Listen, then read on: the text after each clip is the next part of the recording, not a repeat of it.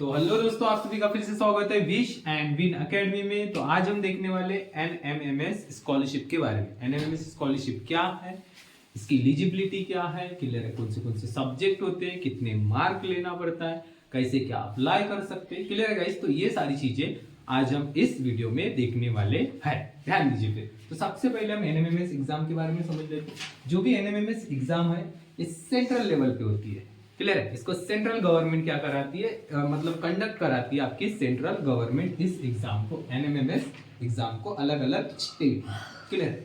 And अलग अलग state में लाइक डिस्ट्रिक्ट वाइज क्या होती है, उसकी सीटें डिवाइड होती है, ठीक है। ध्यान दीजिए। तो सबसे पहले हम इसका लाइक फुल फॉर्म देख लेते हैं। एन का ही मतलब होता है नेशनल, एम का ही मतलब होता है मेरिट कम, देन इसका मतलब होता है मींस स्कॉलरशिप, टेस्ट या एग्जाम, क्लियर है। नेशनल मेरिट कम मींस स्कॉलरशिप, टेस्ट या exam for class 8 student. Only and only class 8 के स्टूडेंट इस एग्जाम में बैठ सकते हैं या इस एग्जाम को क्वालिफाई कर सकते हैं। क्लास 6 एंड 7 या 9 का स्टूडेंट इस एग्जाम को बिल्कुल भी नहीं दे सकता। ओनली एंड ओनली क्लास 8 के स्टूडेंट, क्लियर।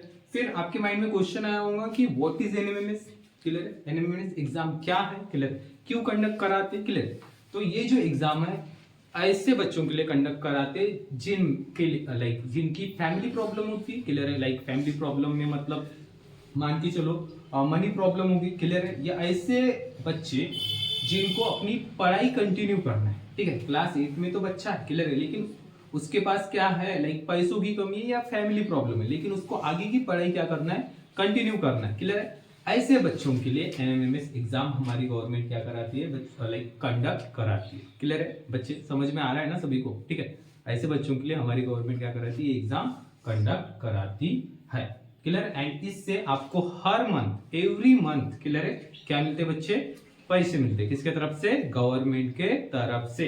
फिर उसके मदद से आप अपने खर्चे खुद उतार सकते हो। समझ में आ रहा है कि नहीं आ रहा है, ठीक है। तो ध्यान दीजिए फिर। तो फिर हम देखेंगे कि इसकी क्या क्या एलिजिबिलिटी है। सबसे पहली जो एलिजिबिलिटी है, इसकी जो सबसे पहली जो एलिजिबिलिटी है, आपको स्टूडेंट होना चाहिए, आपको स्टूडेंट होना चाहिए क्लास 8 का, क्लियर। अगर आप क्लास 8 के विद्यार्थी हो या छात्र हो तो आप इस एग्जाम के लिए एलिजिबल हो, आप ये एग्जाम दे सकते हो, क्लियर।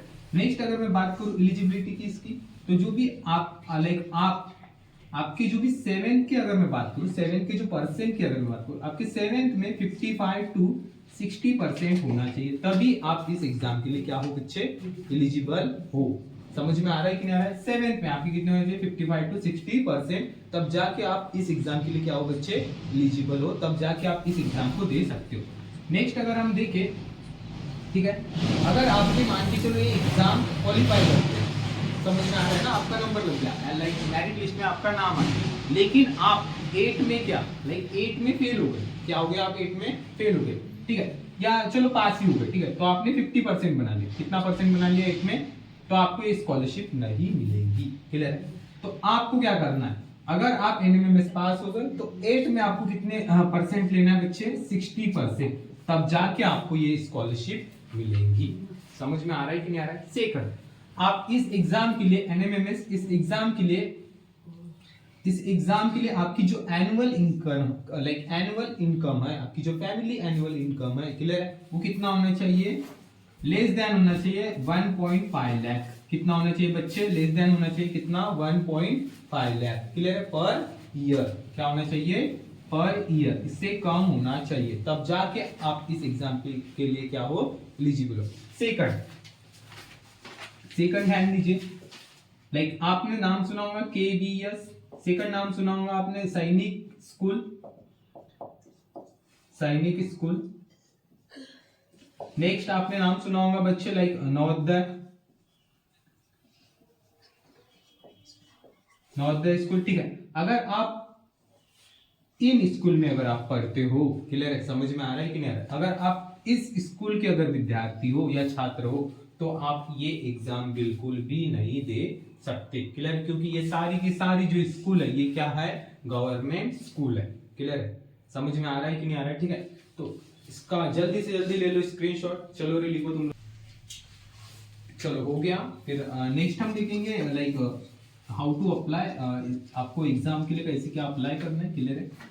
एंड इसके एग्जाम डेट के बारे में, ठीक है। अगर मैं बात करूँ इसको अप्लाई करने की, तो लाइक आप ये जो एग्जाम है इसको आप ऑनलाइन अप्लाई करते हो। क्या करते हो? ऑनलाइन आपको फॉर्म भरना होता है किसी भी आपकी स्कूल वाले साइट में या कहीं पे भी, ठीक है। कैफे वगैरह होगा तो वहां से आप क्या कर सकते हो, इस एग्जाम के लिए क्या कर सकते हो, ऑनलाइन एप्लीकेशन डाल सकते हो। क्लियर? अगर हम बात करें बच्चा लोग एग्जाम डेट की, ठीक है, तो जो भी इसकी एग्जाम डेट होती है, क्या होती है इसकी एग्जाम डेट।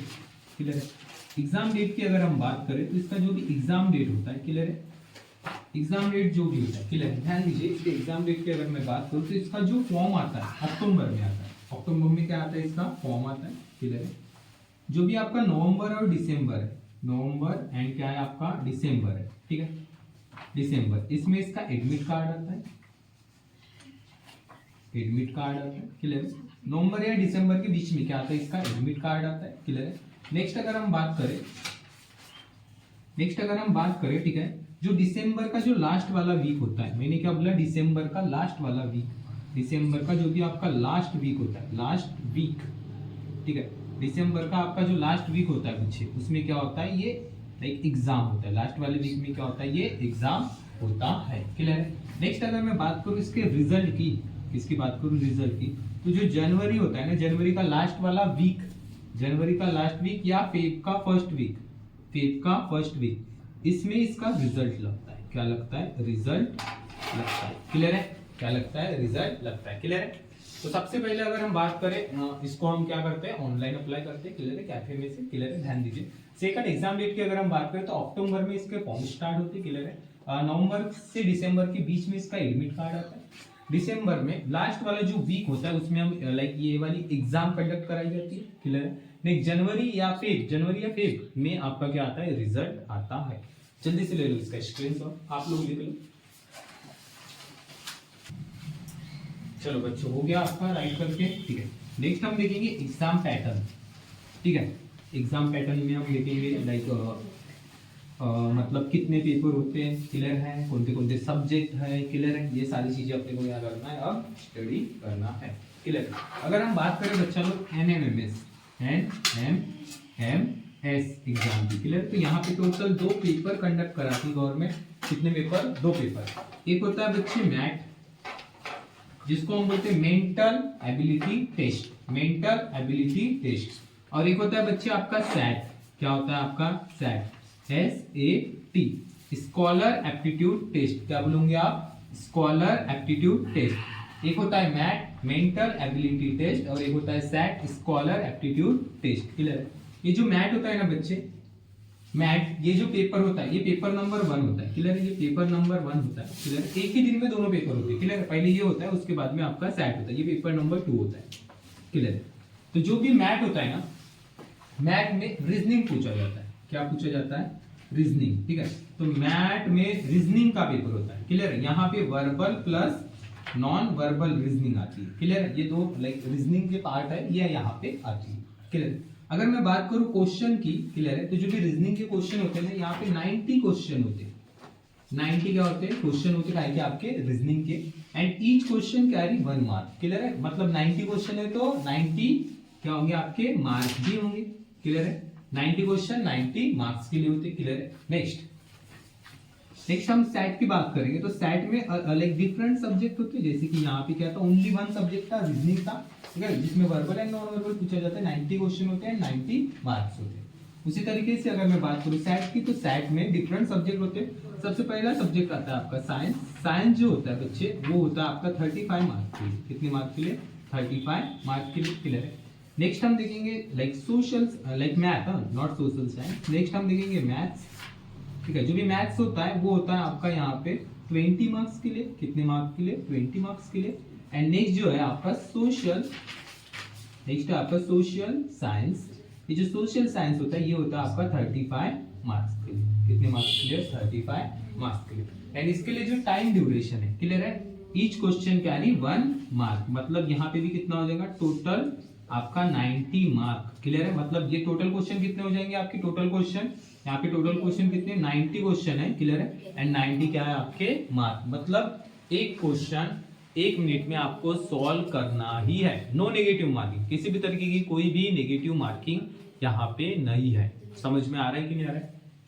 ठीक है, इतना समझ में आया ना? ठीक है, ध्यान दीजिए। फिर नेक्स्ट अगर हम बात करेंगे, ठीक है, अगर टोटल अगर हम क्वेश्चन मिला लेते तो टोटल जो टोटल हम मार्क या टोटल क्वेश्चन भी अगर हम मिलाते तो जो टोटल क्वेश्चन हो जाते 180 हो जाते एंड 180 मार्क्स के लिए।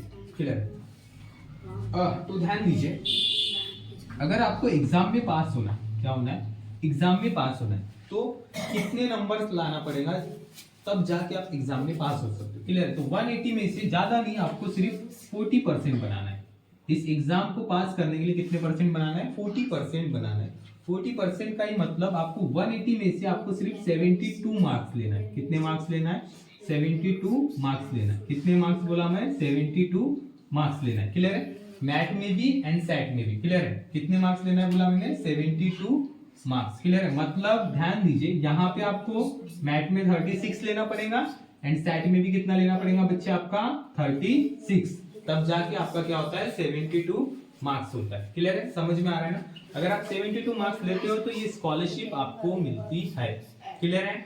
अगर आप 72 मार्क्स लेते हो तो ये स्कॉलरशिप आपको मिलती है। समझ में आ रहा है कि नहीं आ रहा है? ठीक है, ध्यान दीजिए, अगर मैं बात करूं ये एग्जाम आप क्वालिफाई होकर, क्लियर, तो आपको स्कॉलरशिप कब से स्टार्ट होगी? तो आपको स्कॉलरशिप स्टार्ट होंगी 9th में, ठीक है, फिर उसके बाद 10th में, ठीक है, 10th में, फिर उसके बाद 11th में एंड उसके बाद आपको 12th में। ये स्कॉलरशिप क्या हो जाएगी? 4 साल के लिए मिलेगी। क्लियर है? 9, 10, 11 एंड 12, 4 साल के लिए आपको क्या मिलेगी? Scholarship and every month 1000 rupees. Clear है? लाइक एक साथ पैसे आते हैं। ठीक है, अगर मैं बात करूं ईयर की तो एक साल में आपको कितने हजार मिलने वाले बच्चे? 12,000 रुपए। क्लियर? एक साल में कितने हजार मिलेंगे गवर्नमेंट की ओर से? आपको 12,000 रुपए। अगर मैं बात करूं टोटल 12वीं तक आपको कितने मिलने वाले? तो टोटल आपको 12वीं तक कितने मिलने वाली है बच्चे? स्कॉलरशिप 48,000। कितना मिलने वाला है? 48,000। 12वीं तक आपको क्या मिलेंगी बच्चे? स्कॉलरशिप। ये एग्जाम बहुत ही इजी होती है, बहुत ही इजी सिलेबस है इसका। समझ में आ रहा है कि नहीं आ रहा है? और आप ये एग्जाम क्वालिफाई कर सकते हो, बस आपको पढ़ने की जरूरत है। क्लियर है? हाँ या ना? ठीक है,